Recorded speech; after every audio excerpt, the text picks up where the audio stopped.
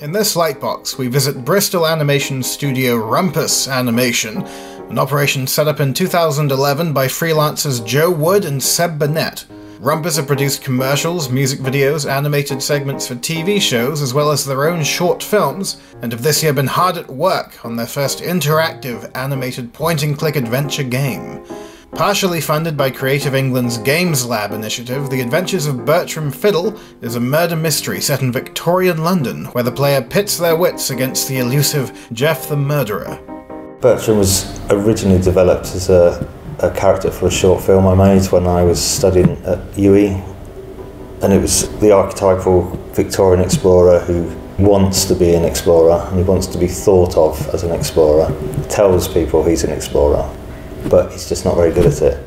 Tonight there will be feasting and drinking to celebrate the new year, and we are lucky in that a family of natives have requested us to join them in their hut to try their local and traditional meals.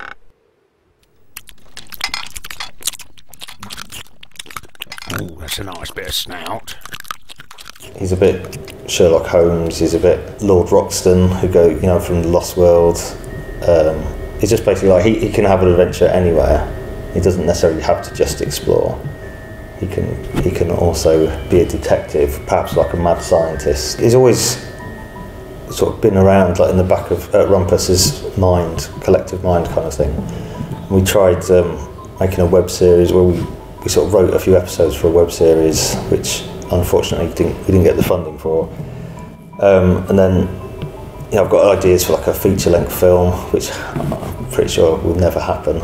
But the game idea was just developed through wanting to be able to tell Bertram's story, and it's more about his world as well, the world that he inhabits.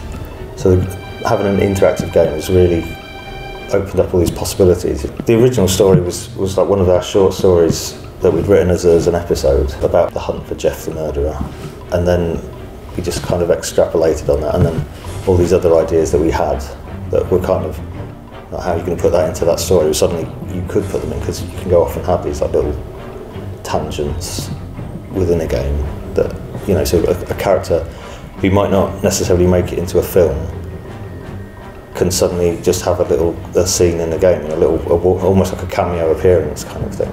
And then the one thing I found quite tricky about it was writing for things that may or may not happen. If you're writing for a short film or even a series, it's like, you know, this is going to happen, this is going to happen, then this is going to happen. And especially with humour, that's like, you can build up to your punchlines.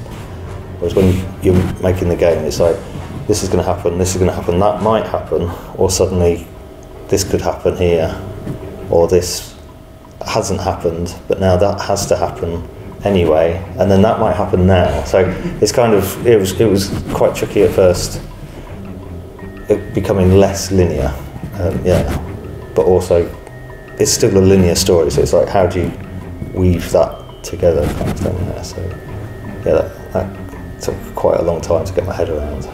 We hired a games programmer and he likes a games designer and programmer.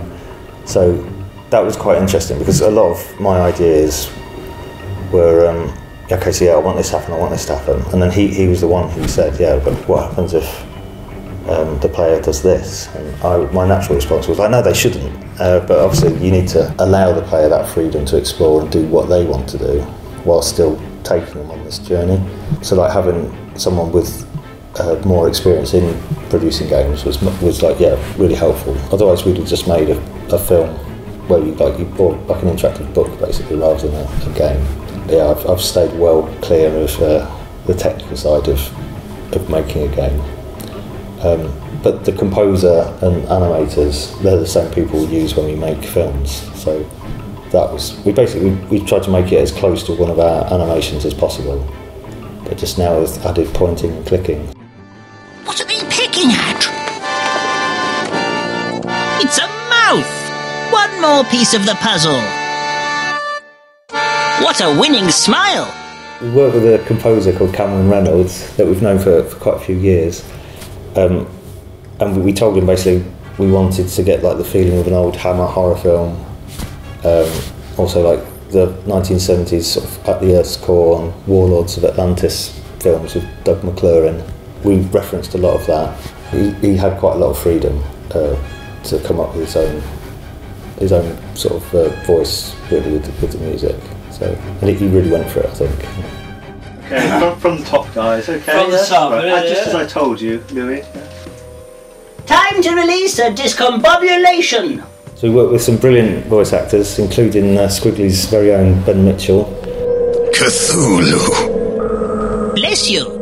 And a good friend of ours from Sun and Moon Studios, Louis Jones, who did the main voice of Bertram, and several others. Oh, cheese on a stick. How extravagant. I've got quite a good idea of what I want the character to sound like, but also when someone starts recording, if they go off on a different tangent and it feels right, then I just let them go with it.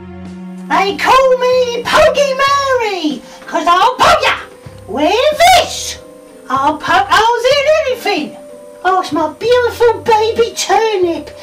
He's fresh today, because I'll keep poking holes in him. Like Louis especially used to ad-lib a lot. Those are some of the funniest lines, actually, the ones where he's just, like, you can sense the joy when you listen to it that he was having, and then that, I think that comes through in the game, like, the sense of fun he was having. It's quite possibly one of the greatest point-and-click comedy murder mystery adventure games set in Victorian London you will play today.